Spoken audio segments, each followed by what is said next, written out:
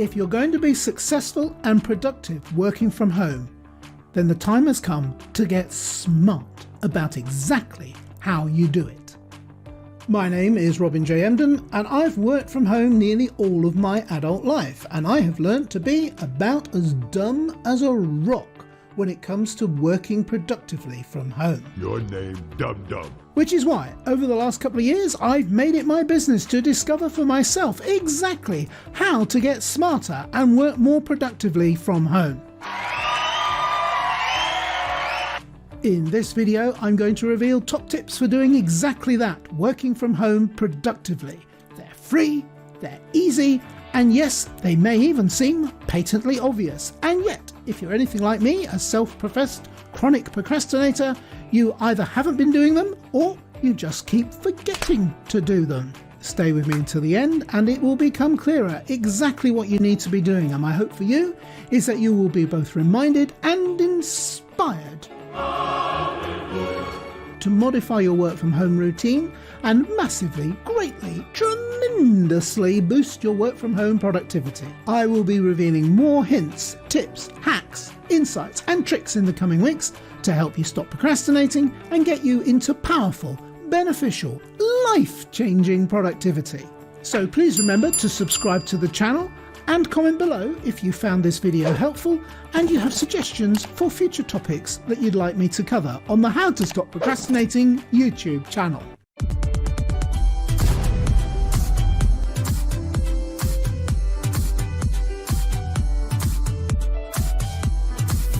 Let's start with the most obvious thing first. And yes, I know it's obvious, and yet it trips me up all the time. What am I talking about? Food.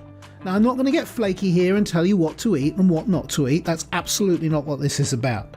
I'm just going to point out that some foods make us feel great and energized and ready to keep going, and others make us feel sleepy. That after lunch, sleepy, doldrums, heavy feeling that a typically high carbohydrate lunch will give us is both predictable and preventable. Two top food tips. 1. Plan your working day food the night before. That way, you don't have to spend a lot of food prepping time during your working day. It's a real time waster and there's no need for it. 2nd, during your working day, stay away from the sleep-inducing carbohydrates. There's nothing worse for a chronic procrastinator than a sudden drop in energy. Droopy eyelids equals devastating loss of momentum. You have to nap, right? Some people, they like a 20-minute power nap every day. I think that's fine and dandy. There's some good science and good reasons for doing that. But if you start your 20-minute power nap right after eating a heavy carbohydrate lunch, 20 minutes just isn't going to do it. I have literally lost count of the number of working hours, days, weeks and months I have lost to this one simple fact. Carbohydrates make you sleepy. Comment below if you have suggestions for food that picks you up rather than drags you down into sleepy world. I'm not talking about energy boosting drinks, I mean actual food. Food that we can all eat for actual life-giving nutrition without falling into a digestive, sleep-induced stupor 20 minutes later. Enough said. Moving on. I'm quite probably going to get into a lot of trouble now, but there's no avoiding it. This has to be said. People who say they are good at multitasking are deluding themselves. People in general suck at multitasking. Now, I appreciate that sometimes we just have to do it. It's unavoidable. And of course, to a degree, we all can. And we can all do it to a certain level of competence. We can, for example, talk and drive a car. But the reality is, and I'm sorry about this if I'm bursting your bubble, but whenever we multitask, our concentration levels on each of the tasks that we are doing drops. And so too does our ability to do each task well. Sometimes this really doesn't matter. If you're watching the TV whilst baking a cake, your cake will probably turn out just fine. And does it matter if you don't get every minute of the program you're watching? But actually, I mentioned talking and driving. And whilst it's certainly true that you can talk and drive, there's a ton of scientific research out there about road accidents that have been caused by multitasking. Everything from making a call on a handheld cell phone, to changing the radio station, to having an argument with your passenger are all, to various degrees, cited as the cause of some road accidents.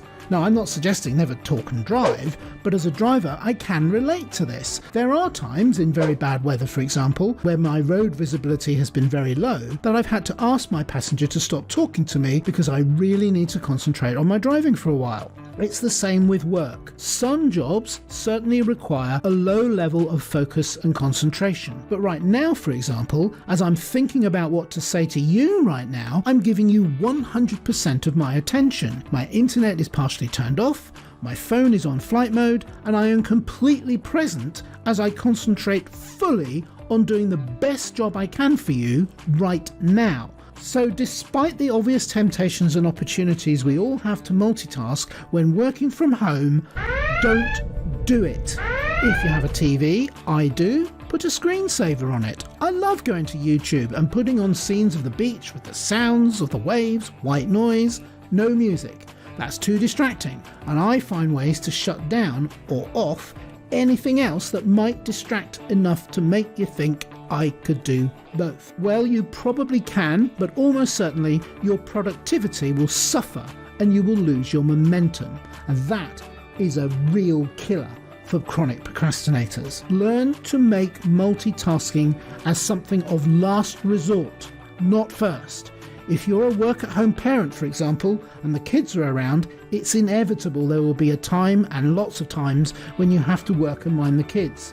If you don't have a choice about it, you don't have a choice. But on balance, the more you focus single-mindedly on what you are doing, the better the quality and the quantity of your output, and the less chance there is that you will struggle and sink into chronic procrastination.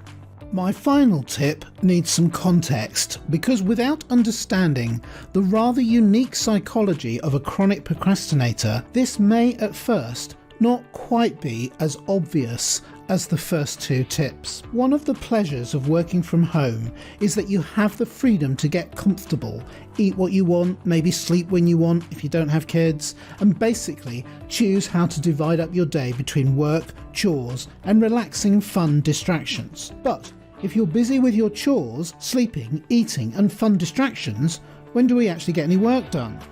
Now, if you're a chronic procrastinator, then you already know the answer to this. Not often enough. And when we are not getting enough work done, we feel stressed and anxious, which in turn leads to overwhelm, which in turn leads to feelings of guilt, and paradoxically, even more procrastination. This is called resistance. It's irrational, it's infuriating, and yet, if like me you're a chronic procrastinator, it's an extremely familiar problem. My thought process goes something like this. Yours might be a little bit different, but let me share mine. Today, I have a ton of work that I really need to get done. I ought to get it done. It has to be done. And I'm feeling overwhelmed by the enormity of it all, stressed that I've already fallen behind, and hugely resentful that if I'm ever going to make good progress on it, I will miss out on the fun things I also like to do with my day. Being the consummate professional procrastinator that I am, naturally I recite my mantra, "I'll do it later." Sometime shortly after lunch becomes, "I'll do it tomorrow." And off I go into the fantasy world of unproductive but fun distractions that my home is chock full of. TV, games, books, and if you're the outdoorsy type, all the fun things you can leave the house and do outside too. What's the solution? How do we lower the resistance we are feeling? The answer is begin your day by doing something that you love doing. Whatever that might be for you. Exercise, a walk on the beach or in the park, watching a TV program, one episode, not the whole season, playing a game for half an hour, not the whole day, baking a cake, not 5 cakes, whatever it is, be kind to yourself and give yourself the gift of some you time. Then, at a prearranged and planned scheduled time, commence your working day. And here's the kicker. Make sure that you build into your schedule more short but fun rest and relaxation, distracting time slots. How many? That is entirely up to you. My point is that all work and no play is no fun, and it's no wonder you resist the idea of working. Now, I appreciate that it may be that you have to work all day, every day, to get what you need to get done. But we're chronic procrastinators, and whilst that's very rational what I just said, it doesn't work. It doesn't affect us. If we think that life is all work and no play, we just don't work. Then we label ourselves lazy, by the way, which is not helpful. Be kind to yourself and schedule. Anything that's scheduled becomes real. Schedule into your hectic, busy life some downtime, fun time, distraction time, every day. So remember, chronic procrastinators tend to play too much, and that's why they end up feeling guilty and even more stressed. But if you give yourself permission to have some time off, in and around scheduled work times, guilt-free time off, the pressure drops and the resistance eases. It's not a cure-all. Sadly, there's no such thing. But it really, really helps. A balanced life is a happy life. Time to get to work, so please comment below if you found this video helpful and hop over to the Facebook page for more tips, hints and support. My name is Robin J. Emdon. Subscribe and tune in to the next video on this YouTube channel where you can finally discover how to stop procrastinating and live your own life on your own terms.